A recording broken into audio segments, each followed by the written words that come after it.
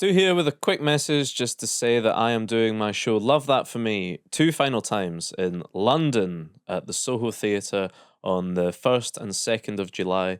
So if we have any listeners in the greater London area, please come out and support me. I would love to see you there. It's the final time. I'm looking forward to giving the show a Viking burial with you. Cheers. Thank you. Welcome to the Some Laugh podcast. It could be like, oh, that was some laugh, or there was just some laughs. Well, no promising all laugh. No, there's going to be some. It's some laugh. Well, thanks for joining us, Avital. Thanks for having me. Finally on the podcast. We're actually going to try to get you on last August when you were in Edinburgh, but obviously just, with everything going on. Did he manage it? But you're back in Scotland? Yeah, I'm happy to be here. And I'm terrified because I feel like my ear attuned to your accents in Over August. the month. Yeah, and and you're now starting fresh. Exactly. Yeah. So I'm afraid of a lot of being like, what was that? Everybody's laughing. And I'm like, can you say again? I listened to the one with Olga, which was very funny. But there were definitely moments where everybody starts laughing. And I'm like, I don't know what was said. And then I tried listening to one with Phil. Didn't understand a fucking word. Really? Really? Yeah. From Phil? Or from us? From all of you. Were you, Fair. because we know that this week you were in London and you lived with Olga, and then you were in Manchester and you lived with Phil. So is Yeah. this you just doing like due diligence on your Yeah. posts? Yes, just that actually was a perfect accident. No, I wanted to listen to one with a woman, and I'm staying with Anna, and I asked like how the one with Olga was, and she said it was great. Yeah. And then she said she loved the one with Phil, and you had also said Yeah, how it was, funny it was. Phil Ellis, very funny. So I listened to like 5 minutes on the train and was like, just kept That's rewinding. Yeah, I was like, I'm not progressing at all. We'll try and enunciate it for you. if Thank that you so helps. much. It's going to really annoy your readers or listeners, readers probably. Nah, I mean, I feel like I'm probably the most well-spoken out of you guys. Yeah, for you sure. reckon? Yeah, you're Yeah. right. Thanks. You think so? Aren't you, darling? Of course. Yeah, you got to learn this. Your You- vocabulary is astounding. Your you. enunciation, impeccable. Thank you very much. You're welcome. I feel like you, but this is a good thing, Jennings. But you don't tone down your accent at all for anyone. You're just true to who you are. I think you'll find he's trying his best. Really? I don't know what you're talking about. What? I think I've got I've said before, I've got quite an elastic accent, so I can, You also depends have on how much I'm concentrating and who I'm talking to, but I can be clear when needed. Sort of, Sounds it's angry. Quite threatening. Threatening actually, the way when you you're said it. clear. You also have two It's the voices. body that you language do. as well. I do two voices. You have two different voices. Well, this is what do you you have mean? your nasal voice and then you have this voice. Right, well, that's what I'm talking about. I can stop talking through my nose if need be. Would you say the nasal voice is like more Scottish? Like I guess Harsher. I would, but only because you had told me, so I had the cheat code. I wouldn't know that that's a Scottish thing. Right. I'm quite nasally, I would say though. Yeah. I don't think of you as nasally. Thank But God. let's use shift to your Jennings voice. All right, what's happening, guys? That's ridiculous. Welcome to the Some Switzerland, Laugh podcast. What are you doing? It's my fucking Riley's gap. Flip that. No, it's fine. Good points. Good point. Yeah, that's seen him recently. Anyway, What's your accent from Avital? I don't know exactly. That's not the answer. That's I was not an expecting. answer. I grew up in Miami, but people sometimes tell me I have an accent, and it's not like like Americans don't think I necessarily sound American. But I've been in LA for a long time now. I just saw The Hills of California, which I was telling you is amazing. If you're in London, you should check it out. But someone does a California accent in it, and it's very funny because I'm like, I've been there for ages, but I don't sound like that. Like the sort of surfer Yeah, accent. yeah. Or like Blink 182. Don't sound like blank. Yeah. I guess that's now I'm just doing what's that called? Vocal fry. Thank you. Yeah. because to me, you sound like you've almost like, I don't know if there even is like, because you've got RP, which is received pronunciation, like the sort of standard English Queen's voice. English. You sound like I wouldn't be able to place where in Neutral America American. you're Yeah. neutral American, but is that a thing? Like you get a sort of, Like TV America. yeah. Like just the. I guess you would know better than I do. Do I sound like TV America? Yeah, You I would don't say not like, TV. sound like that. like Okay. on Friends or whatever, you'd get just that American Yeah, accent. right. None of them have New York accents, even though they live there. Yeah. Yeah, I was one of the original friends. Thank you so much. What do they sound like in Miami? I guess there's a lot of Cubans and Brazilians and Venezuelans, so often it's like a South American. Pitbull vibes. Yeah, just like Scarface. Pitbull. I actually don't know what Pitbull sounds like. Yeah, like Scarface kind of. But that's not, I guess, not really Miami. That's more just people. Yeah, well, he that came fill from Miami. Cuba, didn't he, or whatever? Yeah. I don't know. Yeah. Can't remember. It's been I ages guess since there I've seen isn't. it. Maybe I do. I don't know. I don't think Miami has an accent, but maybe that means I have the Miami accent. Yeah. Where's Miami, Florida? Mm-hmm. There's a famous Will Smith song. Yeah, Miami. welcome to The problem Miami. about Steve being so Goodness, understandable yeah. is he never says anything worth hearing. Where's Miami in Florida? I was made famous in that Will Smith greatest hits. I'm just glad we didn't let him segue into his Tom DeLonge impression from trying to shoot by that in. Oh, let's hear it. We should circle back to that. Actually. Where's he from? California. Yeah, let's hear it. Where are you? There you We go. did that karaoke. I can bring it up a notch. You Maybe can- at the end. Like, Where can are go. you? it's a Me great doing song. you doing Tom. I don't think we can let this go on with you saying, I'm so sorry. I'm so sorry. I'll say that throughout. Let, Finish the song. let me ask this.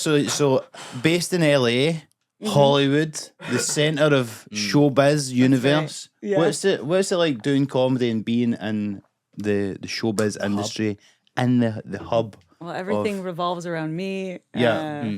Life is just easy in LA. It's sunny.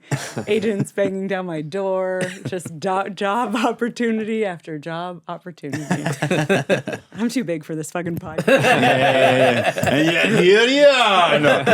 No, what is it like? Is it like you hear that thing about everybody, like, so with comics, it's like the New York comics, like they really care about the jokes and all that sort of stuff, and everybody in LA is trying to, become famous. Yeah. But what is it like being in that environment where it's just, it is where everything gets made and all that? It's tough because I'm like, I've been there for so long, it's hard to compare it. Like when I do comedy in New York, I do think it's much more like people take it seriously. Actually, even with the acting stuff, it's a common complaint I hear is in LA, everyone's an actor. So if you say you're an actor, people roll their eyes. Whereas in New York, they take you seriously because there's theater and casting directors are like, oh, this is an actual art that you do. And yeah, I don't know, especially coming from Miami, I think they're both a bit shallow cities, like sort of sun worshippers and lots of plastic surgery. And why am I so negative? Why am I being so mean about? I mean, look, the weather is nice, Sure. and I guess it's weird for me because the saying is it's all about who you know, and I feel like I've had so many more opportunities come from being in Scotland. Really? Well, specifically the Fringe. do you mean? Specifically Yeah, the Fringe, yeah. I guess. Well, but also like I was saying earlier, I met up with one of my favorite authors last night because he just Yeah. happened to be in Edinburgh at the same time as me. And Who's that? Immortals, do you know who he is? Yes. Great, Of course. Great. I was not supposed to talk about this on the podcast because it's boring. And what's you his guys- accent like, Steve? Yeah. Where are you? Something like that. One of his books was made into the film Men in Black. You may be familiar with that. Love that film. You only know Will Smith references. But, there's like a magic, but I guess it is the Fringe. And maybe I just take LA for granted a little bit more. But it's still, there's magic there too, obviously. There's magic. I don't know there. how to answer, like, what's it like? What's Scotland like? We're kind of on the outside looking into the London mob. Yeah, pretty much. I Yeah. would say. Is that fair to say? Yeah. It's like raining on you and you're like Yeah. gazing in through the window. It's kind of becoming better, the Scottish scene, I would say. We had the BBC Comedy Festival there, but we were saying it was a bit of a... It was good. There was seminars on and there was hustle and bustle, but we done a stand-up night Yeah. and there was like 30 people there. Yeah, everyone's at the free drinks, which honestly, if I'd been invited to the free drinks, I'd have probably preferred to go as well. Yeah, But definitely. I was it- trying to wriggle out of the gig to go to the free drinks. It was kind of weird when you're like, oh, like everyone's in town, maybe they'll see me, and then they're not even at the show. Got You know? less people than normal. Yeah. Yeah. I did a show, so I'd done Fringe, and then I started a TV writing job pretty quickly after, and I hadn't done stand-up, and I was going to start this tour again and do the solo show, so I was like, I got to get on stage. I haven't been on stage in 6 months. And I was doing this show, and friends were like, oh, that's quite a big show. I'm like, yeah, I did a mic to try to, and there were 4 people there. Yeah. And that's like one of the bigger LA shows, and just Four just people? four people. Two of them were there for me, and two of them were there for another comic, and the rest of the comics didn't post about it.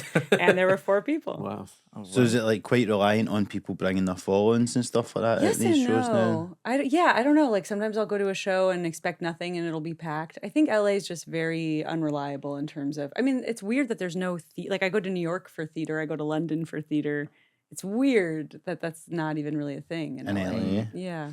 Yeah, I guess so. Is it like was that like a professional gig or was it like a new material night or what? They sometimes don't really differentiate. It's just sort of Right. like Just a night. yeah, just a night. So is there a lot of bringer gigs? Like you have to bring. I won't do any of those. That's too Right. stressful. Okay.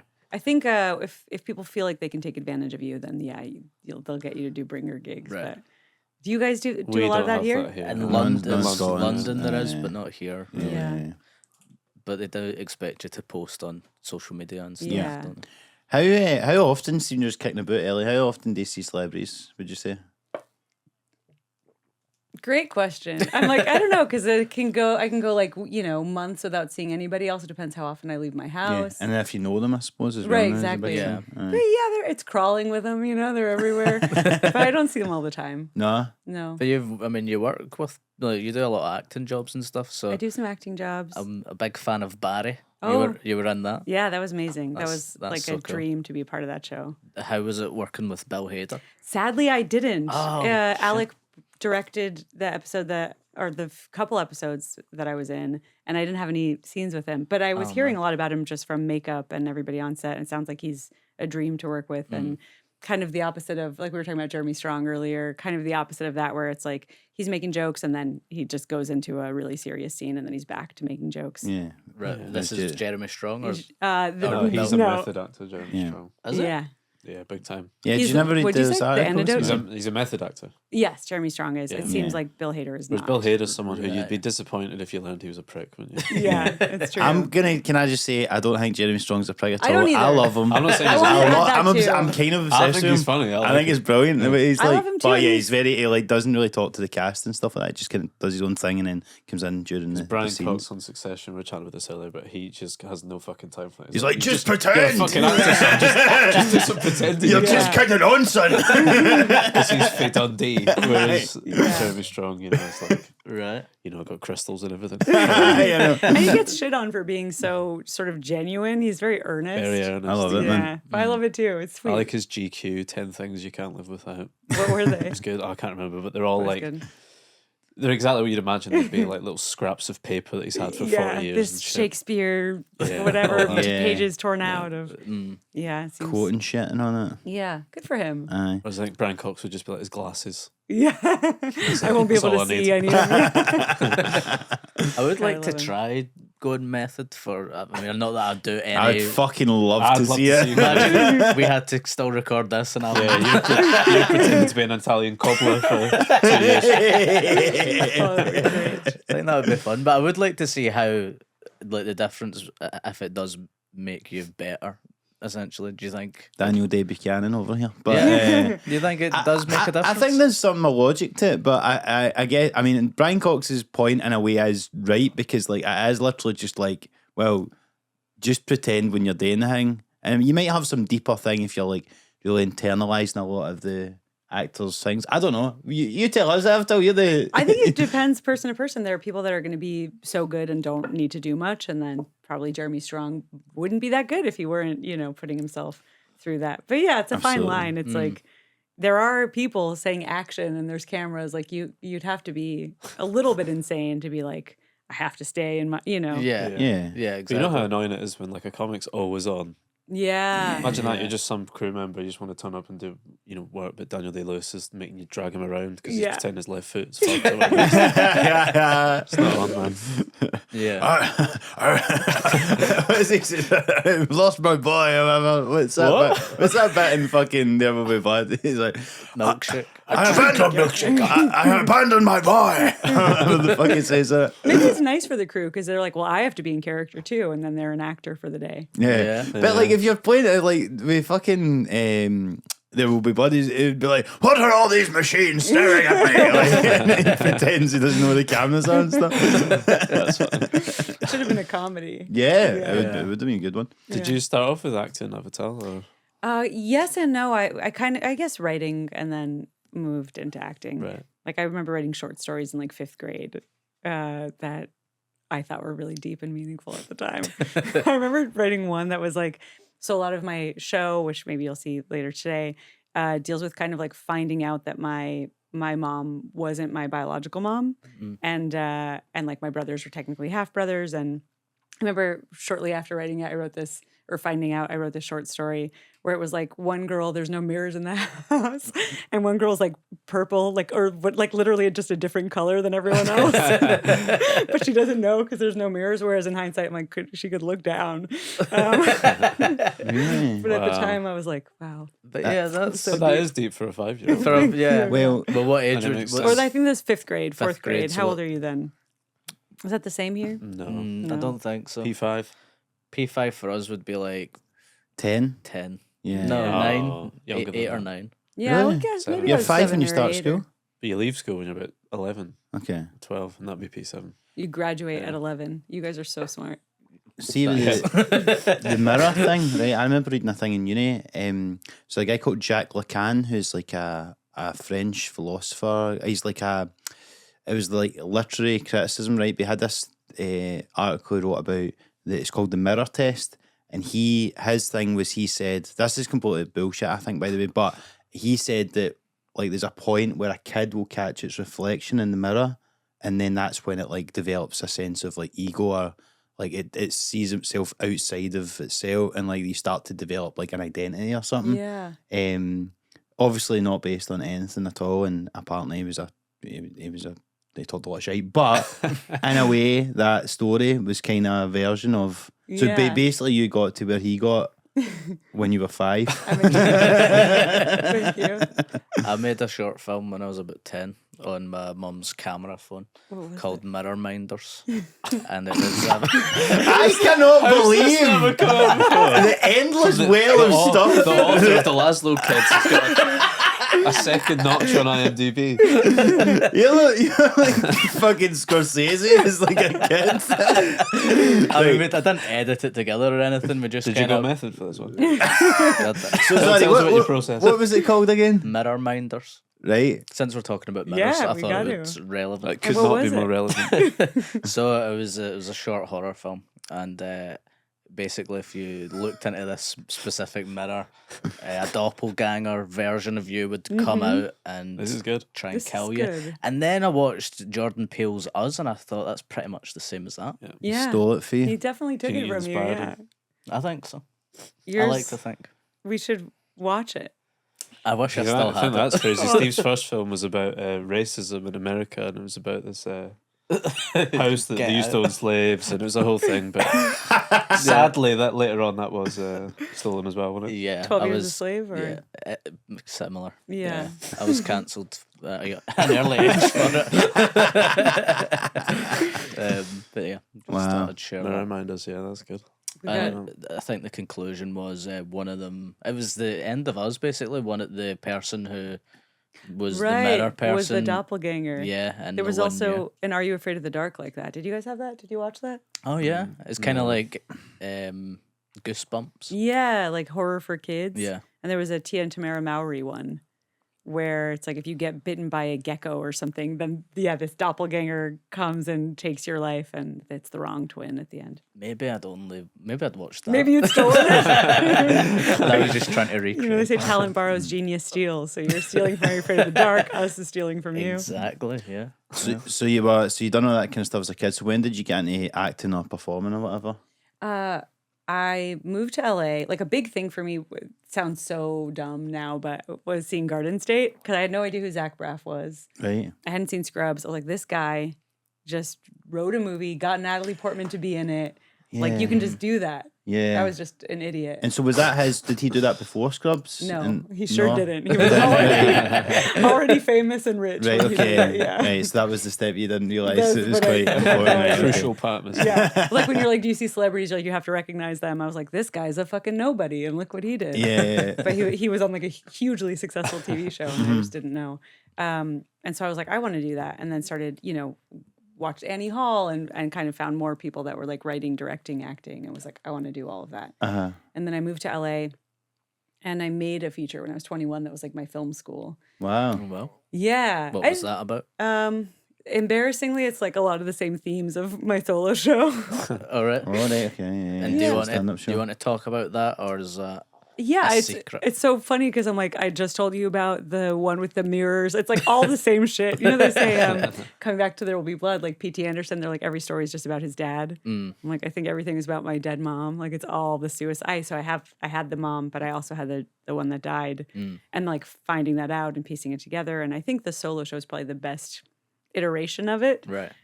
But I think I was always kind of trying to make sense of it. I remember I loved the Three Musketeers, the one with Charlie Sheen and Chris O'Donnell and Kiefer Sutherland. Have you guys seen that one? I've not watched think- that. I watched the one with mice. The cartoon one? The cartoon. They didn't do the Mice. voices for that, did they? I think it was mice. Was it? I can't remember. I don't know. I Anyway. think rings this a vague one's like bell. brilliant, but I I think that's the Mouseketeers. I think. Oh yeah. that Oh makes wait, or no, the Mouseketeers were the.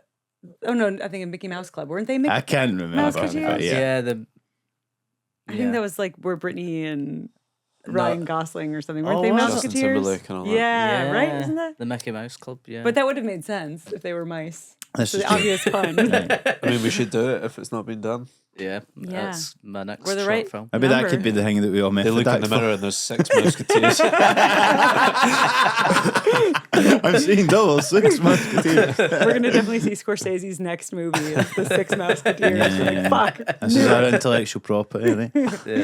But anyway, so you've seen the Three Musketeers? Oh, just that spoiler. Well, Rebecca De Mornay is so hot in it. I Right. think that was like a sexual awakening for me, but also she kills herself. And I think I like loved that movie so much because I was like, I know what this is like, like again, just looking for any sort of mirror, as it were, to my own experience and trying to make sense of things. So yeah, embarrassingly, I think I've been kind of like circling the same stories no. for ages. But yeah, the movie was about a girl who wants to kill herself on her 21st birthday, and then people fly in to surprise her, so it sort of derails Yeah. her plans. Oh, well. And then I just was like acting in music videos and stuff. Like I didn't know what I was doing, and still don't. Do you ever know what you're doing? No.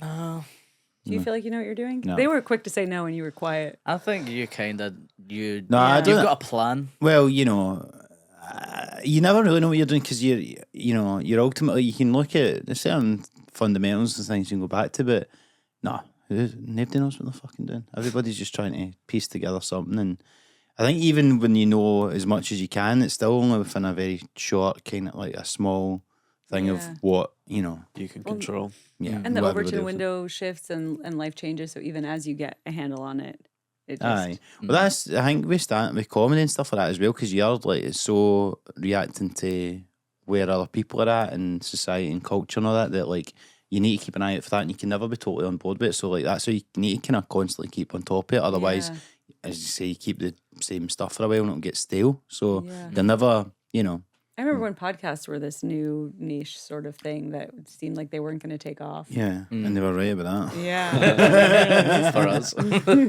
I know. No, it's crazy, isn't it? Because when you think back, like, yeah, there was just like a few big ones, and then now, like, everybody's got one, I suppose. Yeah. And there's massive ones that I've never heard of But yeah, that have Yeah. great listenership. Because you keep saying, like, you go to a comedy club and you'll be like, oh, tomorrow night they've sold out 3 nights in a row and it's like some podcast you've never heard of. yeah, Yeah, And we're like that, I suppose, for some people. yeah, exactly. But it's, things are massive now, but so niche, aren't they? Like, Yeah. yeah. Or Just like structured. TV is, people aren't necessarily even watching TV. So you can be like a TV star and nobody knows who you are. yeah, 100%. very true. But to make a film at 21 must be quite mad, no? Yeah, it was. It was one of the most depressed periods of my life. I was like super sad. I think it was just a big undertaking and it was themes that I hadn't really sorted out and then trying to like people say you figure it out on the page, but I think you need to figure it out before Yeah. you go to the page. Maybe. I don't know. Maybe some people can pull it off. And so when did you get into stand up then? Late. I got to pitch TV, and like I'd sold a couple pilots. I did a sort of turning point for me was I made a web series for like $60 for nothing. You can still find it online, 7p10e.com. It should still be up, I hope. And Put the link like, in the description. like 7 Pacific, 10 Eastern. It's like a long distance relationship just told. It basically was a COVID series pre-COVID. Right. It was like Skype. It wasn't Zoom yet, and it was just like screen recording. Because that's software. before the pandemic. Like, if you wanted to go to it, it would be Skype. Would be the reference, not Zoom. But now everyone just says Zoom, even though. Yeah, or FaceTime. Yeah. But that we didn't. Skype had the world at their feet. What did they do? Yeah, really why did. did they not take control of the? Things just shift. It's like They were like the Man MySpace United. is gone. That's true. It just becomes the next thing. So that became a pilot at CBS. So that's like the weird thing, right? Like I think everything that has happened for me could have happened from anywhere. It doesn't feel LA specific. Like things coming out of the Fringe, or this was just some people would have done festivals with it, and I just like put it online. Yeah. And then people found it, and then an intern brought it to somebody who brought it to her boss at CBS, and they turned it into a pilot. Nick Braun from Succession was in the Cousin pilot. Greg. He was the Cousin Greg? Oh, Cousin wow. Greg was the romantic lead. Shout out. Yeah. Yeah. Drinking his coffees literally right now. chatting about him and Greg's earlier. Because of this. So he was in your thing? Yeah. Oh, amazing. Wow. So have you met him? Yeah. How is he? He's great. He's so tall. He's, He looks he's tall. lovely. The other guy that was in it, actually, the sort of love triangle of it is British, and he's also insanely tall. Humphrey. Can't remember his last name. Bogart. Yeah. Fuck, how'd you know? Humphrey Kerr. Because there can't be that many insanely tall Humphreys in Yeah. LA. Do you know him? No. Okay, But just I'm over aware here. of him. He's used to stand up. And Oh, he's yeah? involved with that Wrexham thing now, I think. Yeah. Oh, is he? Aye. Yes. Ah, you're right. I like that the world's getting smaller because all of our mutual friends really have just been fringe folk, Yeah. and this is a different world. So that became a pilot, and it was EP'd by the guys who did How I Met Your Mother, and they were looking for their next How I Met Your Mother. So everyone's like, "This is a sure thing," and then it didn't go. And then the next year, they did it as a new pilot, and I wasn't on set for that one, but I still got to make passive money. Which, by the way, if it had gone, I would have just not done anything and just collected checks, which would have been the dream. Class. Yeah. But would you have been writing on it, or you've sold the idea at that point? I remember this is interesting. I think I don't know, maybe not to you guys. I didn't know how competitive staff writing is, and so my agent at the time was like, "We're working on getting it in your contract that if it goes, you're a staff writer." And I was like, "Okay." Right. And that was like I a would battle. think, Even yeah. me having created the web series, it was like a fight to. I would think that would be like just Like you picking the room and it's a everything. given that you're Yeah. the showrunner almost. Right, but not at all. Yeah. I had a based on the series created by credit, but I didn't create this series. Right. Based on the okay. series created by, and I would have been a supervising producer or a consulting producer. I should know the difference because it's like very clearly tiered, but I don't remember the hierarchy of it. Right. And so then when it went the second time, everybody was like, okay, they're looking for the next How I Met Your Mother. It's the EPs of How I Met Your Mother. They shot one pilot. They're shooting the second pilot. Like, they obviously really want this to happen. It's going to go. And then it just didn't. Because showbiz sucks. And it must be more tough in America, I would imagine. Well, this is like the LA stuff that we don't really know too much about, like all this kind of side of it. And Yeah. I know you were recently in a writer's room as well. Yes. Was it for a show on Netflix? Is that Yes, right? for a Aye, Netflix show. I actually texted the showrunner on the way here to be like, can I talk about it? aye. Is it out yet? No, it won't be out Right. till October of 2025. I Right. feel like this is all safe to say, but like the cast or Let's Tell just us about the room, though. I'm interested Yeah, in that's how writing rooms work. Yeah, how they Yeah. work. Because for people I'd that love don't to know, know. because it's not really that much of a thing in the UK, but I guess for people that probably don't know anyway, like, so how does it work, and how would you explain a writer's room, I suppose? where to start? Well, I have so many friends that are writers on TV shows, so like I'd heard a lot of nightmare stories, and I feel very lucky. My boss is amazing. He's like so nice and so smart and funny, and but a lot of the time, people are so you get hired, but you don't necessarily. There's like an additional script fee if you write an episode. And so a lot of the times people spend like the first several months being like, I hope I get a script. I hope I'm going to get a script. Maybe it even feels a little competitiveness between the writers because it's like, well, I want to be better, so I get the script. And day one, my boss was like, everyone's getting a script. which was Right. really nice. So you And- get to write one specific script in Yeah. the One season. episode. Mhm. Right. And then, each so got an what does everybody episode. else do? They just try and kind of punch it up and stuff? Well, we really find the episodes together. So Right. even when you're writing it, you're not doing that much. I mean, I do love it. It was really nice because it was weird to be like, I'm more of a writer than I've ever been. I'm like a professional writer with something, like I tell my parents I do Fringe and they're like, okay.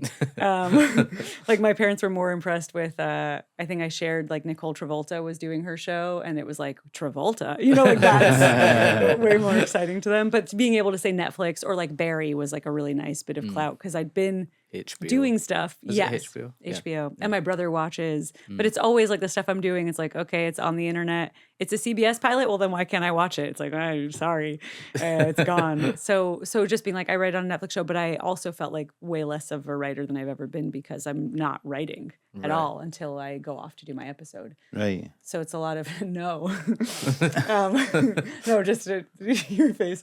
Right. So what are you, what are you, No, yeah. I get but it. what are you doing? I like that. Thank you so much. It's over my That head. was it was a language thing the other way around somehow. Yeah, absolutely.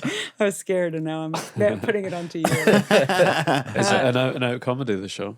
Yeah, it's a comedy with horror elements. Nice. It's kind Big of in- fan. Stevie. Big Mirrors? fan of More this. mirrors? What was that? I'm a big fan of this Oh, horror comedy. good. Is there going to be mirrors in it and doppelgangers? You know what's funny? popping up? I'm going to spoil it, but I have a joke in the solo show specifically about this, and now it feels like I have to say, which is that I think mirrors are scary inherently. When they were airing Candyman on TV, the commercial was like, Candyman will do for mirrors what Psycho did for showers. And I hadn't seen either movie, but was immediately terrified of mirrors and showers. And then I say, well, Hitler probably has something to do with the showers. Credit where credit is due. Yeah, but I love horror, and I got into it late. So this was like a really nice, actually, one of those. I hate that when people are like, everything happens for a reason, and I really believe it all works out, and I don't, and I hate that I'm this like super pessimistic person, especially because it does require a certain amount of faith anyway to be like nothing's going to work out. Yeah. So I'd rather just have like the good faith. I Yeah. don't. But one of those things is I was doing a horror podcast with my friend, and that was kind of how I got into horror, and we never gained much of a listenership. But I do think that helped me get the job because it was Right. like, here's a solo show chock full of jokes. Here's my pilot. I had a horror podcast. Yeah. And a lot of the other writers are not horror fans. So Yeah. it is interesting how like every little thing kind of comes It's like together. the butterfly effect. Not Yeah. Almost. Probably not. The First to get a horror. film off what's the script. Yeah. I would love that. You want to watch the film? We've got our own cult film podcast. Yeah. Do you? Yeah. What is that? We try and guess the plots of films we've never seen. Oh, that's amazing. And then That's just so based on the fun. poster, and then we watch the film and then see how close we That's so fun. Yeah. I'll listen to that. I Are actually you mad gave that they're that. I plugging gave your- that a shout out on Off the Ball when I was on Oh, it did a few you? weeks ago Christ. because there was a segment saying what stuff have you never seen that's pure big, and I said, "Oh, my mates have got Right, this yeah. one," and they Nice. guess it, and Tam Cowan said that it sounded good. Put that on the poster. Wow. Stuart Cosgrove was Silent. Yes. Anyway. What's it called? What's the script? It's the first time I think we've ever plugged it on here. Yeah. You can skip forward 15 seconds a couple of times. This is the ad in the middle of the episode. Pretty Yeah. good. Actually, just watch the script reminded me there's a writer on the show that I was just working on, and he's reading the Succession scripts, and he's never watched it, All right. which seems like such an Why are they interesting. doing it that way I around? feel like with the music, you know, is the good. music is so best makes it part so about much. Not the best part, but But the score is amazing. the Yeah, score it is is. beautiful. Have you heard Demi Adejuwebe's? He did like lyrics to it. Did they? Oh, it's so good. No. I think I've seen that. Yeah. Born in Dundee. Is it just the No, the it's, rap? L Kendall. to the OG. That would be good, but that wouldn't be an original. That would just be a cover, Yes. right? It's the chorus is something about and whoever's best is going to win a kiss from daddy. It's so good. And it just goes through all of them and how they're all trying to win a kiss from daddy. That's what it's about. It's so good. Basically. You gotta look it up. Yeah, it does seem like it'd be interesting to read the scripts first. Aye. He like sent a picture of them, and I almost said, "Oh, I'm dying to know how the one where blah blah blah goes," assuming he had seen the show and it was going to be a major spoiler, but I didn't send it, and then it turned out He had not watched it. So take us through a day in a writer's room then. This is what we want to hear. So it changes depending on where you're at, but basically you start off with blue skies where, okay, so I'm sure it does vary room to room, but we already had the pilot and episode 2. So you have like a sense of who the characters are. We'd already cast, although some of that changed, which is always hard on people. Yeah, that must be so awkward. So after the pilot, they're like, this person isn't right for the role. We're going to swap them out. Well, in the pilot, so in animation, it takes forever. It's 2 years. We started October of 2023, and it won't be out till October of 2025. So this is animated. It's animated. You're allowed to say that. I sure hope so. We can cut it out. If not. I think it's fine. I mean, they were supposed to announce the show like 2 weeks ago, and he was like, then you can talk about it, but they haven't announced it. Right, okay. Also, I'm not even sure what it's called right now, so it's hard for me to spoil that. But like, what? I'm not saying anything to ruin it. No, exactly. You know which characters you're writing to already, and you know what kind of world you're in. So in the beginning, it's kind of like anything goes, just pitching ideas. What could be like a fun idea for an episode? Everything basically goes on the board, or the writer's assistants are like taking notes. And how many would be in the room, roughly? So apparently we're a big room. Right. There's like 10 to 12 of us, including an EP that's almost never there, and a writer's assistant and a production coordinator. Right. But they ended up each getting scripts, which is awesome and doesn't always happen. But sometimes they're smaller, sometimes they're bigger. The weird thing, the pilot that was based on my web series, they did punch-ups just for the pilot. They basically did a writer's room, and they had 2 rooms going with like 15 people each, which apparently is unheard of. Just like huge writer's room. And then she just had a lot of friends, I think, because they were all like very high level, like showrunners and all pitching to make the pilot better. Wow. And another thing that was crazy with that is there were 2 actors cast, and they had done like the run through with the network and the run through with the studio and the table read, and then like the night before shooting, it was like, we actually don't like those characters. Cut them both and made one new one who like came in on the day. That's stressful. So Is it stressful. in front of an audience, or was it like a single camera? It was what they call multicam, where it's like the style of not multicam, hybrid, where it's the style of a multicam, but there isn't actually a live audience. Right, okay. A hybrid show. Did they put canned laughter after, or is it? I think they did. Right, okay.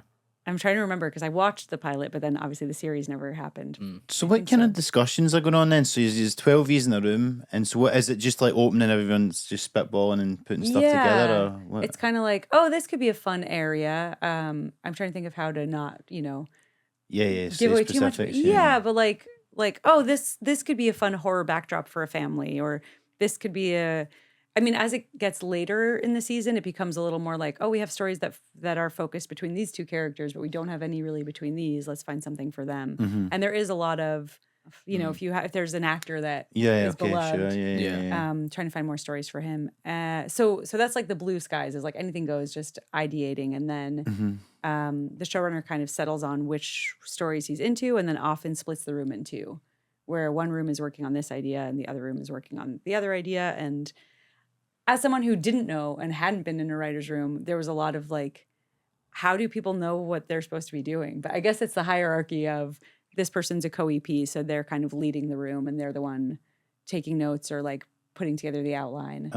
And then sometimes you're like bouncing back and forth between rooms and you're getting caught up. And then eventually you have a pretty thorough outline that goes to the network. And then they approve it, and then you're off to script. And then, because I would always assume it must come down to just somebody, like maybe 1 or 2 people, just actually sitting and typing up the dialogue and all that kind of stuff. But that comes way later once you've got the outline and all that type of thing.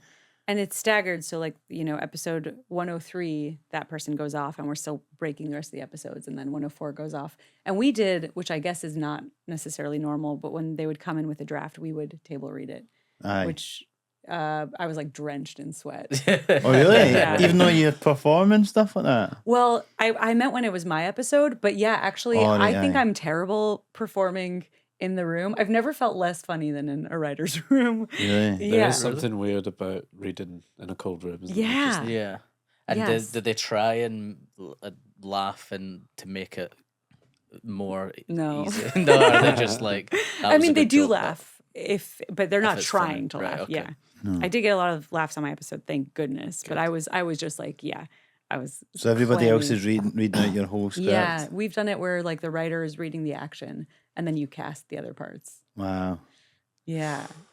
But it was interesting how some of the writers become certain characters. Like one writer is like, oh, you're kind of just as good at that part as like the actor we've hired, and you almost hear it in their voice because they would read every time. Has that ever happened where they end up getting a job? I'm sure it has. Yeah. And a couple of the writers did do voices, not me. But Because it would be Not a bitter. lot of comedians, or mostly comedians are writing, so surely they would also Yeah. maybe want to be Yeah. in it as well. If if they I'm could. not mistaken, I think 3 of us are comedians and the other 2 did voices. So Right.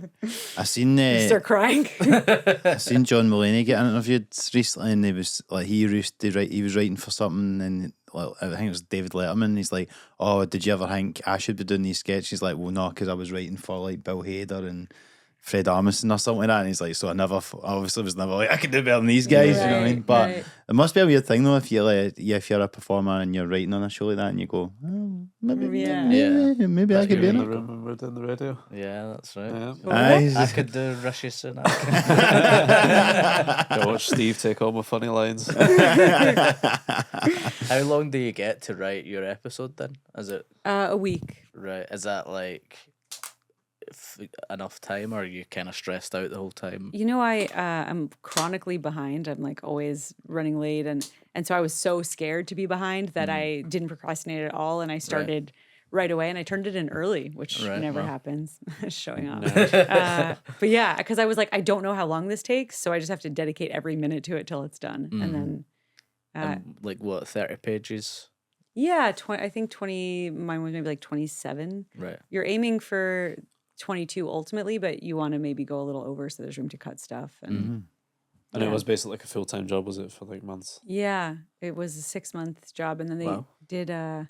They gave us like not officially a season 2, but like an order of 3 more episodes. So we started working on season 2, but we don't officially have a season 2. So Oh, cool. Nice. yeah. And you punch up other scripts as well as Yeah. doing your own one. So yeah. then later on, you do alts where the showrunner will mark lines, and oftentimes they're funny and they end up staying, but everybody's just. I mean, that part's also fun because it's just a bunch of jokes. You're just making jokes that could replace that joke. Yeah. But I do find like I get more performance anxiety in those places because some people. I think I'm the only one that had never been in a writer's room. And so they all kind of have more experience, and I'll sometimes pitch my jokes like ashamed of them, which doesn't help. Yeah. It's like doing a new material night all day long. Yeah, for exactly. months. Yeah, no, Yeah. that would be a nightmare. Are you doing gigs as well at the same time as doing this? I at night, mostly or- wasn't, and then as I got closer to, we finished April 26th, and then I did my show in LA April 29th. So Right, I was like, In 3 days to remember it. yeah. So I started trying to do some shows like in the last couple weeks. I think some people are really good at separating and being able to do other things at the same time. I found it pretty hard. Yeah. I'm not smart enough. I'm not either. I find it hard to, if I'm like writing sketches, I find it also hard to write stand up at the same time or To whatever. compartmentalize Yeah. it. Yeah. Yeah, no. I need to focus on one at a time. Yeah, and it's kind of draining. It has to use your brain. I've been talking a lot, which is helping, but I was like, I know I'm going to have to use so much of my brain just trying to focus on every single word you say because it's so hard. And I'm like, I'm not going to have room to be funny. I'm just going to be like staring at each other's mouths. Yeah, I wish I were smarter.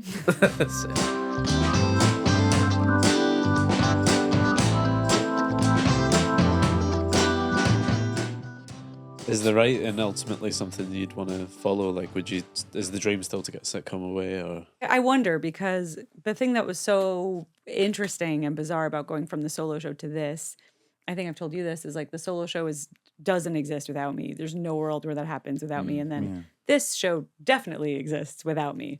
You know, it's different, and I'm really glad to be a part of it. But sometimes you're like, especially on days where you don't feel especially funny, you're like, I just lift right out. Nobody fucking needs me for this. So, and the dream has been to like run my own show. But now also seeing how much work it is, I'm like, could I? So I still think that's the dream, at least to give it a try. But yeah. Would you want to write on a show? Yeah, I'd love to. Yeah. Yeah. Well, I do a lot of that here, but it's not. It's not in big rooms. It's like really small. So What does that look different. it's like? the same work, but it's just. Is it differently narrative divvied up. stuff? Basically, you It's a mix. you and like maybe one or two other people would be in charge of writing all of it, wouldn't you? Yeah, which is Instead of stressful. having a big writer's room, like Which also seems cool. That's like how Mike White does it. You know, I love White Lotus, and he just Yeah. writes the whole thing. yeah, Does he really? Aye. Yeah, it's all him. He directs them and he I love writes White them. Lotus. It's and- brilliant. yeah, Yeah. it's so good. It's really good there. yeah. So not That sounds everybody like a needs lot a of work, big. though, doesn't it? Yeah, I mean that would be amazing. But he's a genius. Yeah. That guy.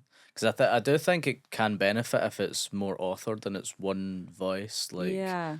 I went to that Inside Number 9 seminar the other day, and they were saying that like they didn't have any notes or involve other people Is it chipping just the in. two of them that write it? Yeah, What is that?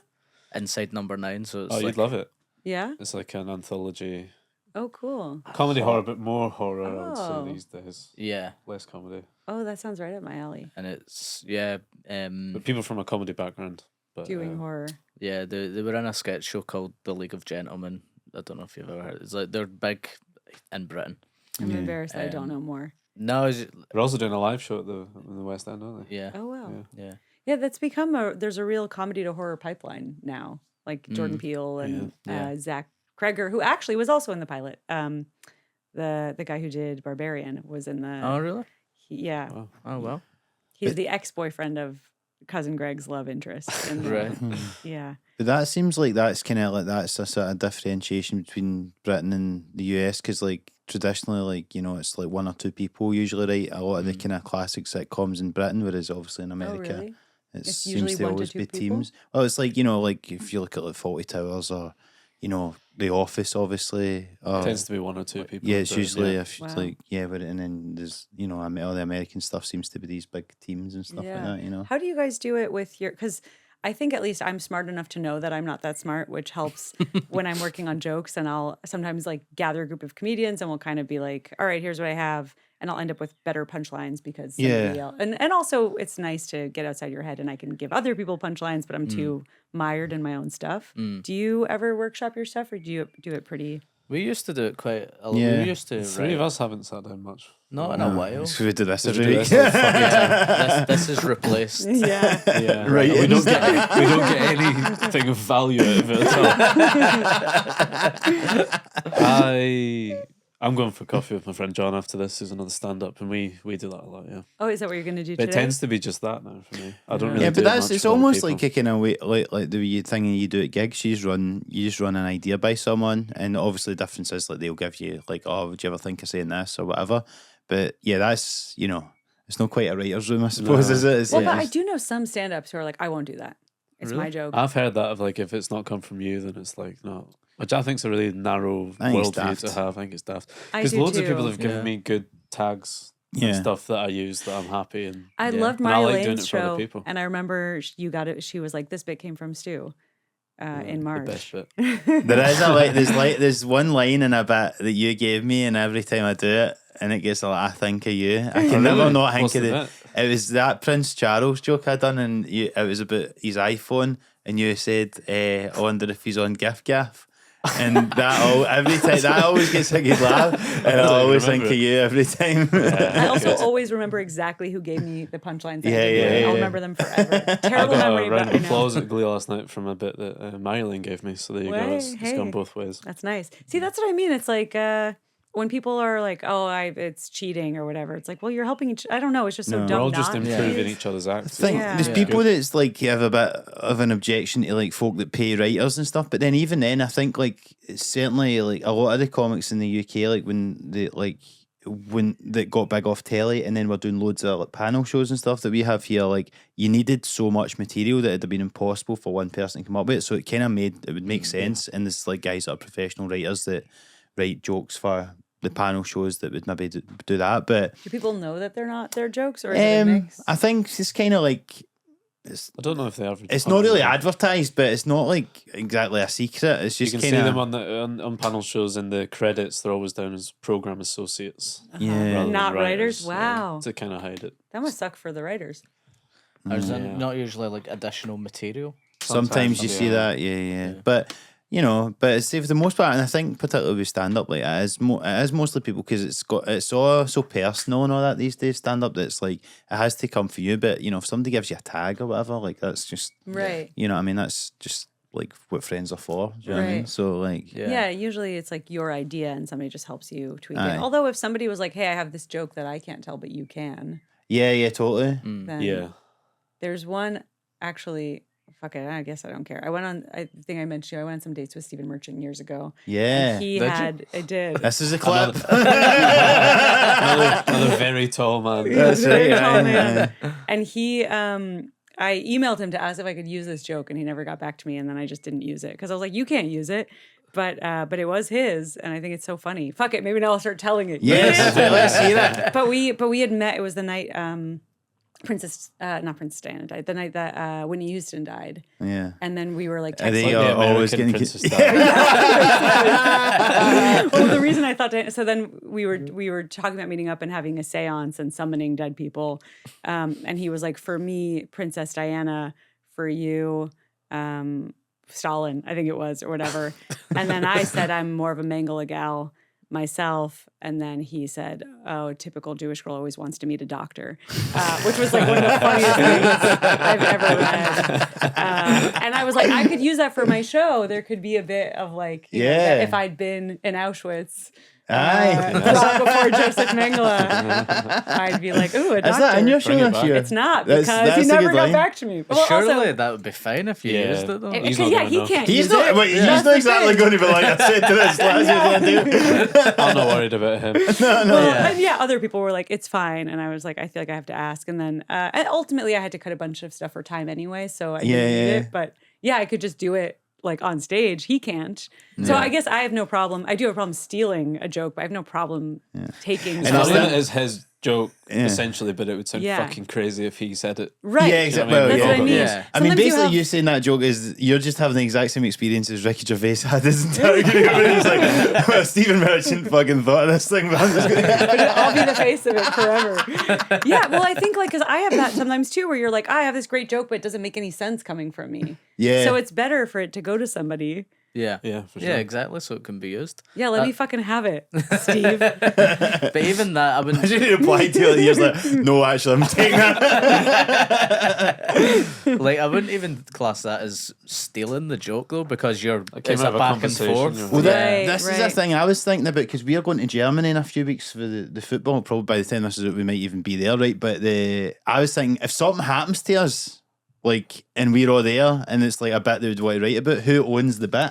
Well, that's like if you go out with a comedian, Well, yeah. like, and you've Yeah. got the same experiences, who gets the Yeah, bit? what have you decided? Do you have a I don't rule go of out thumb? with a comedian, but I you do, do. yeah. How A lot of arguments in my house. Really? Yeah. Nah, but I don't know. You've just got different takes on things, don't you?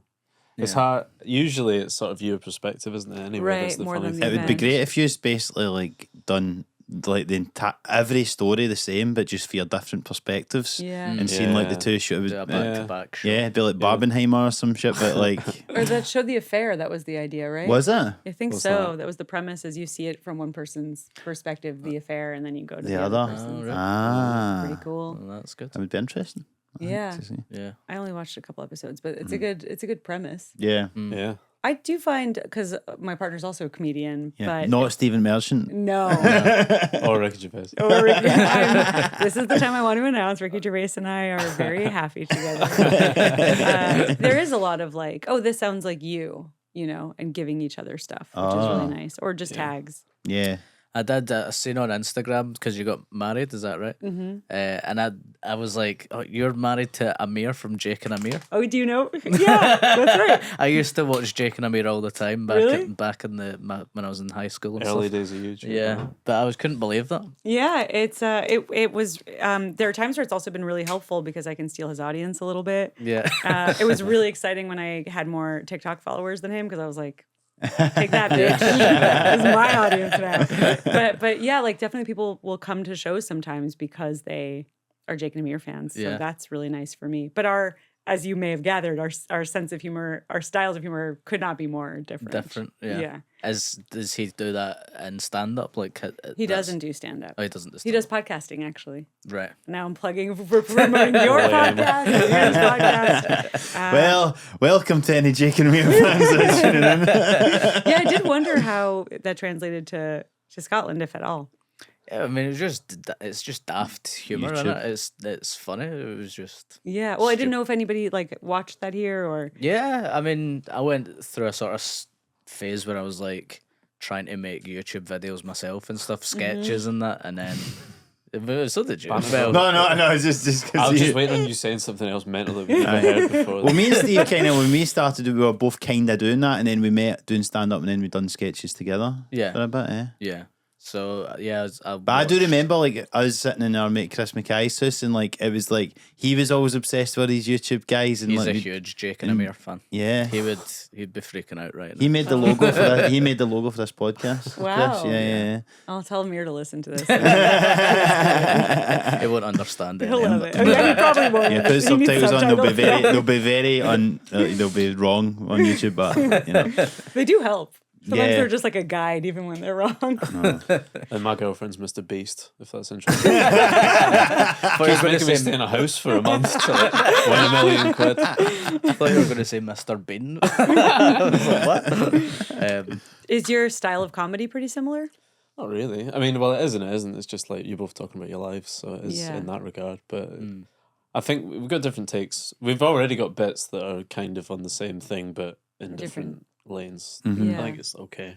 Yeah. But it is a conversation we have quite a lot. Yeah. And we will give each other stuff all the time because it's That's just like nice. it's a constant back and forth, isn't it? That's, Yeah. Do you sit down and write together? no, but we have like I've sat down with her when like to reorder a show and stuff before she like just to, but it's mainly like when you're helping someone like that, it's like you're basically helping them to help themselves. Really, if that's Yeah. you know they're talking out with you and you are giving suggestions and that, but it's more like they would have got to that anyway. Probably, Yeah, it's just totally. it's just easier to have another pair of eyes, isn't it? Yeah. Like when I'm writing a show, I always get you guys to watch a preview or whatever, and that Yeah, well, I'd say that's people whose probably opinions I respect. I'll always try and more. Okay, We nice. would go to like a fringe preview, and then you could say you could move that bit here, or structural. And gave Steve a tag the other night, didn't I? What I gave you a wee tag the other night for your did you? new bit. Aye. doesn't sound like he's using it. No. And do you know what? See, since I told him it, I knew he wasn't going to use it. But you should use it. It's good. One thing I the- wonder if you have, because I'll always remember exactly who gave me what tag, but I also always remember what jokes I told my partner that he didn't find funny that kill. I remember Yeah. forever. I'm like, you didn't like this one. You didn't think this was good. Yeah. You heard everybody laughing, but you thought it was bad. Remember, you thought it was bad. It is funny that, until like sometimes you just like you'll try it out on a person for that, and you always remember that Yeah. time. You know, like, Yeah. Yeah. I remember when I was I had one night off in Australia, and I was going through notes before like recording the show in Glasgow last year, and I just told Roscoe this bit when he came back, and he's like, "That's really funny," and I ended up opening my show with that, which was a bit mental, but Mad it was cunts. the mad cunts Yeah. bit, yeah. But That's the best when you just say something and someone's like, "Oh, that's a bit." You know, oh, great! I didn't Yeah. even think about it like Yeah. that. And I then it's know. like, that's like a free meal, isn't it? Yeah, Yeah. and it was like I got more out of that night off than I got in the fucking 20 shows that I'd done around it, you know. But you were mentioning about having more followers because was it during lockdown that Yeah. you kind of like put Oh, yeah. videos that started doing really well? Because you had asked when I started stand up, and then we. I know we went never all actually over. quite got to that, did we? And it was because I was like, oh, this. Yeah, I have ADHD. I'm guzzling coffee, but it's barely helping. You don't need to say that. You already do stand up. I know. No, I gotta sound cool, right? Because I'm Yeah. Right. Well, let's get back to starting stand up then. Yeah, I was trying to pitch TV shows, Uh-huh. and people would be laughing at some parts that were meant to be jokes, but other parts that weren't. And I was like, I don't know. And I remember I auditioned for a friend's short that was like a thriller, and he's like, oh, it was so funny, and I was like, I was not at all trying to be funny. It was kind of insulting. And so I was like, I should maybe take a stand-up class to help me with pitching, so I have like a better sense of what my voice is or how I'm coming across to other people. Took a class. No interest in stand-up, which always makes me feel like a bit of a fraud because every stand-up I know is like, this is the moment I knew I want, and I don't have that. I was like, I didn't want to do this. Right. And Do you still feel like that? I think in a way it's been really freeing because I put a lot of pressure on myself as a writer and as a performer, and way less. I mean, obviously the stakes have gotten much higher, but there's still a part of me that can go, well, fuck it, I didn't want to do this anyway. Yeah. And then I did a graduation show, and then people from there would keep asking me to do shows, and I mostly would say no because I was like, what am I going to be a stand-up? And then, but I did have clips, you know, of times that they'd sent me tape, or like my very first show they taped. And Wow. during lockdown, Amir and my friend Chloe were like, you should try TikTok. And then it was like, oh, this is, look, ultimately I just want to be liked, and whatever is making people like me is the thing that, you know. But that makes you a legitimate stand-up. Yeah, there you go. Itself, that's basically driving everybody. Yeah. Yeah, you just want approval. You're just like, give me the love mom and dad never did. And that's it. Yeah, so then that stuff started to gain momentum. But then was it not like, it wasn't stand-up clips that were the ones that went viral for you initially, was it? Or was it not like a character or something you were doing? I did have a couple characters go viral a little bit later, but no, stand-up. Oh, it was stand-up Yeah. at first, aye. It's like 2 clips usually over and over and over, and one of them is in the show. So you'll hear it. The raper bit. Yeah. And then the other one is just about like girls texting guys, like classic, you know, dating stuff. Uh-huh. And then then it was like, oh, you suddenly get that taste of like power as the numbers go up. You're like, oh, I'll chase this. Yeah, there's another bottomless hole that I can, exactly. you know, try and chase forever, you know. Yeah, basically dedicated to being miserable no matter what. Yeah. So it's just a new path. Yeah, because towards it's misery. like literally like we had a clip on TikTok. It done like 1 million, and then the next one does like just 3 under it, just under 2,000. You're like, you know, you'll never be fucking happy. And then a lot of times the stuff that does do well is the stuff that you think is garbage. Yeah. And the stuff that you think is great, nobody cares. You're like, Yeah. Yep. Hannah Berner, I think I told you this too, because Mark and I have sent some voice memos discussing comedy and how to, I don't know, we were trying to solve it like it's a math problem. Yes. Hannah Berner, who's like exploded, said to me at Just for Laughs that it's all like quantity, not quality.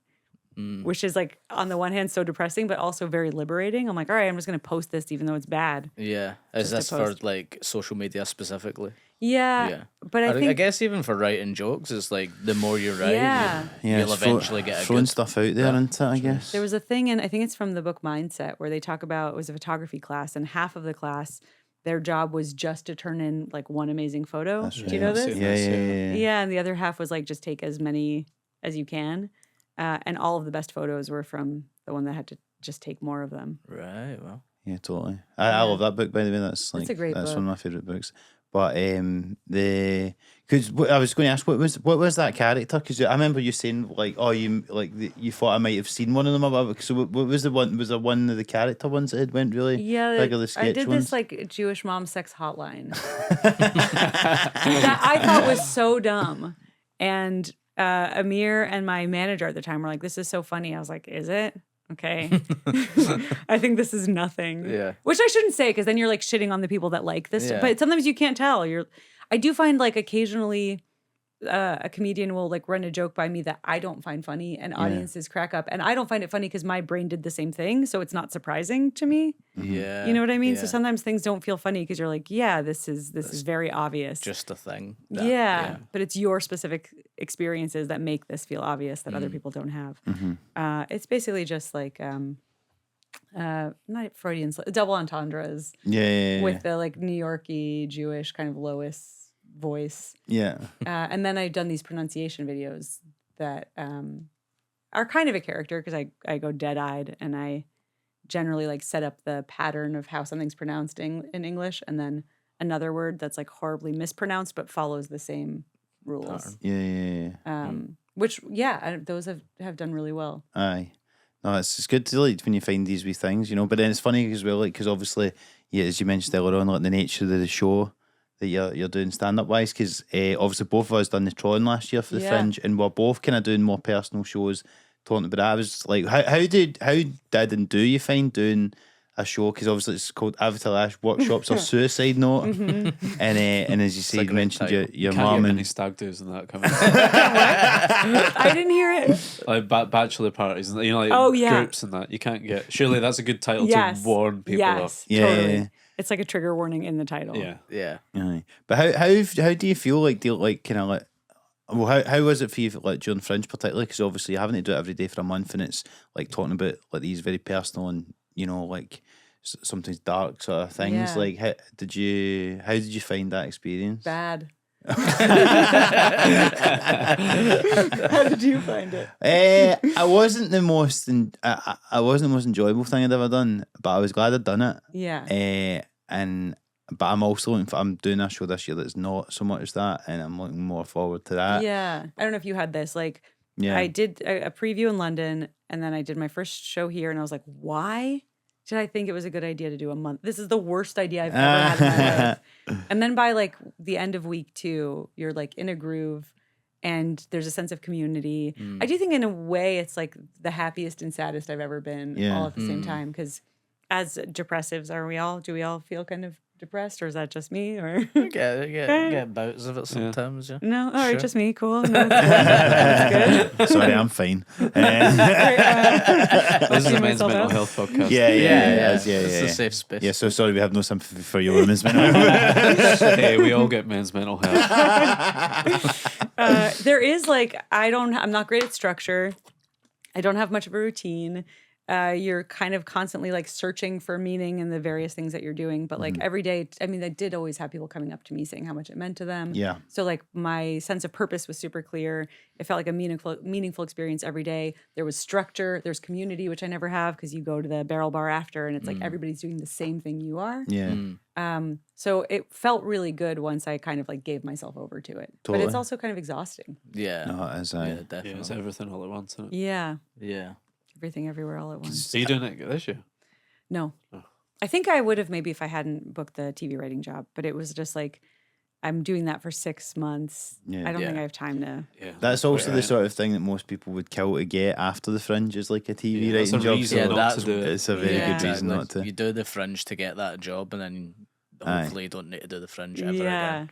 I did my show at the Elysian in LA, and Natalie Palamides was on right after me. And I was like, do you feel full of dread every time you're about to do a show? First, I texted Eden Scher, who also had a great show at Fringe called I Was on a Sitcom. She was on a sitcom. And I said, do you feel like full of dread every time you're about to do a show? And she was like, no. And I was like, all right, cool. Much like now when I'm like, we're all depressed, right? No? Okay, great. I do feel dread every time. You do? Okay. That's very I comforting. feel most of 100%. the time I would feel a bit of dread. Yeah. I never want to go on. Yeah, me neither. Never. I'm usually happy when it's over. Oh, delighted. But not. Sometimes you feel bad even when it's over. But usually I'm glad. But I never want to do it. Where are you at? You Mark just love likes it. I You find like it it. so hilarious how much you hate doing it. I love doing love it, it, but I hate it. sometimes, and then just sometimes it's I'm so numb. exhausting. I could, Oh, numb like, as if well. I had to just walk now, I would just get on there. So I don't feel. I mean, But that sounds worse than that's no, depression. no, it's not. But no, I don't feel a dread. I think like sometimes if you've got something over and you feel like you would have liked more time to prepare or something, you'll feel a wee bit. But I like doing it, man. That's good. Yeah, good for you. Don't need to brag. But I've never got nervous, like, because that was even my first gig and I was nervous then. But Really? all I wanted to You do did was your just first show? no. But That's crazy. I just wanted He's to a be able Yeah, to. that is sociopath, right? mad. Yeah. That is sociopath. Something is wrong with you. I just wanted to remember all my lines, and as long as that. But I sometimes wonder whether I'm just calling it something different. I don't call it like sometimes you get a wee bit of excitement, a wee bit of butterflies or whatever. But I wouldn't say I get nervous. Do you feel nervous in any other faction of your life? Sure, but Okay, so then it's probably not you calling it something else. You're probably not nervous. Yeah. yeah. I Probably guess. just doing what you're meant to be doing. What's a Yeah. time that you would get nervous in? Well, I mean, I'm scared of stuff and all that. You know, I wouldn't like to. You know, But that's different. Like You're being cautious, scared I'd of say. yeah, totally. spider or something. Yeah, like I wouldn't go in the water in Australia, for example, because I don't want to get eaten by a shark. Okay, but what about nervous? I don't know. I guess This maybe. is a safe space. Yeah, I don't know. I couldn't tell you. Holding you I couldn't tell you. I'm emotionally. not saying. I'm not like trying to say as if I'm not getting nervous or something, but I couldn't. Maybe you don't get nervous. Like I if you guess- had to do a bungee jump and you knew you were going to do Yeah, it, like you something like that, I you'd would be nervous, shitting wouldn't you? myself. Yeah. Absolutely. Or a big date. Would you Yeah. get nervous? No, I think actually I feel very similar about them as doing stand up. I just I go was in the with same on absolutely dates, nothing. yeah. Yeah, like I can't tell I'm that just was like a this joke is or about to that's- happen, and I don't dread it at all. Yeah, And never you- nervous before you don't date. get No. nervous? Wow. On dates? Yeah. When I was when I was there, no. No. For you, is Because it only often because performing? you forget. I think it's just an adrenaline thing of like having done so much stand up. It's like Yeah, you're kind of a bit shot to pieces. yeah. But you'd remember because they'd be a bit nervous, so they'd be like, "Oh, did you not have a drink before?" Like I always have a drink before a date. I'm like, no, I'm just going to this place at this time. I've not thought about this at all. Yeah, It's just something that's happening. yeah, because I've you don't never need to have any material ready, No, right? it's You easy piss. just turn up. Right? I've never been nervous for a first date, but I've been nervous when I like somebody, Oh, really? like a third date or fourth. Yeah, I date. can see that. Yeah, that's right a wee bit. And I suppose probably the closest you get stand up equivalent is like when it's like, you know, there's somebody in the room you're trying to impress, whether it's, you know, like a comedian you admire or a booker Yeah. or something like that. Do you get But nervous then? I don't get nervous, but I think it's you get more in your head, don't you? So it's more like Yeah. just trying to relax, but it's hard not to get all stiff. But again, I wouldn't describe it as nerves. It's just more like, you know, you're more. We were talking about this in the Patreon thing, but dependent on the outcome thing and you needing it to go well and all this stuff. You Yeah. know? So I don't know. That's but- the only time. A couple of weeks ago, I had someone in the audience that like is very famous and someone that I really admire. it? I don't want to say, but I was surprised at how nervous I was Really? on stage Wow. Where because when Aye. was this? it was Do you like a wa- Thursday night in Monkey Bar. There was only like 20 Can I know people not and on? stuff. Yeah, stage? we'll tell you. Kevin obviously. Bridges. He was in the audience. He was Oh, doing a he show was- across oh, the he was road, so on, but yeah. I knew he was only watching me, and I'm trying to do new stuff to like 20 people, and he's over there, and it feels like the hot girl's been invited to the party. And Yeah. and you're like, I'm like playing to them, but I'm only Yeah. looking at Yeah, you can just feel the beam at you. And suddenly this gig you couldn't give less of a fuck about. You're like, well, I need to do well now. The only thing I do notice that see when it is like that, I notice that I wipe my mouth more before I You go made on. me wanna I'm do always it. doing that. But I noticed though before I'd done in Kings, I never done that, and I was just you know, because I think the more I've tried to just relax, I don't do that. But I did catch myself doing it the other night when I was doing an industry gig thing, and I was like that, and I was like, oh no. What do you think that's about?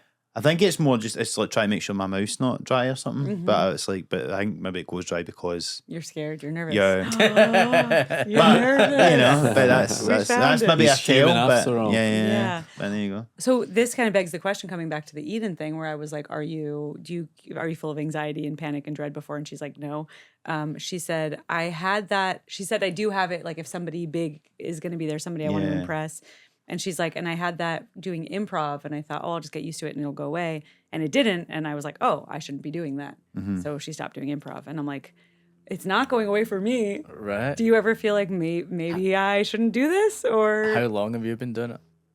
I started 8 years ago, but it's been like on and off. It wasn't like constant. I think if you've been doing it 8 years, then you're past the point of no return. It's never going to get any better. It's not. Yeah. Right, but is it like because I'm not supposed to be doing this? No, I don't think so. Do you enjoy it ever? Yeah, sometimes. Usually, having done it, I enjoy much more than doing it. Okay. Yeah. I've also seen people that are famous and really successful, and they're nervous. Yeah, Yeah, anxiety. Bill everything. Hader talks he like about that it. too? Oh, Yeah, I didn't work with him. I just know from like interviews and stuff. But yeah, he would get like crazy anxiety doing SNL, which was comforting. wow. See, speaking of famous people seeing you, I don't think he got to your show last year, but I do remember, did you know hang out with a guy for Franz Ferdinand? I didn't know he didn't end up coming. And And but he's did in you not go to London their, did they not go to their concert or something like that? I was going to, but then Oh, I you didn't. couldn't make it? Yeah, Aye, I was aye. worried about That's coming pretty back cool. in time, and That's yeah, that would've been I do cool. feel like sometimes, really gross about stand up because I'm like, oh, the best parts are people that I like can know who I am and like me. Yeah. Versus like I'm spreading joy. Or, Yeah. like, I just want to be You just want a fucking room full of celebrities. yeah, right. But not- Audience not Billy really Connolly. or something. celebrities, specifically people that you like. Yeah, yeah, You know what I totally. mean? Yeah. Aye. No, absolutely. Like Rose Matafeo came to a show and I was so excited that she was there. I don't know how many of my friends know who she is, but like, Yeah. She knows Franz Ferdinand, so does she? yeah, because in her show that won the award, it was about how she was obsessed with Franz Ferdinand when she was a teenager. Oh wow, because I was fun. also obsessed Horn with Franz Dog? Ferdinand. Yeah, Oh, that's so cool. there you go. It's a weird I didn't connection. remember that. I think I've seen Horn Dog on. It's on Netflix, I think that's right? right, unless I've misremembered it. Yeah, that's Yeah, cool. I don't remember that.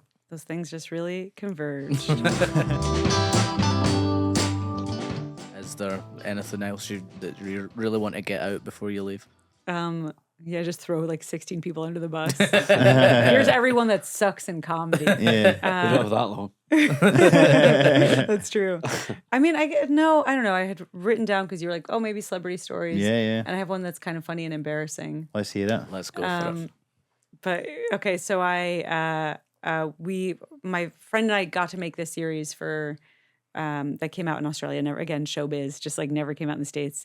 For Maker, which was owned by Disney, whatever. So a friend that we put in the show was doing stand up, Ben Glebe, and Sarah Silverman was on that night too. And it was like right when all the stuff about Bill Cosby was coming out. Yeah. But I wasn't How what super. happened to him?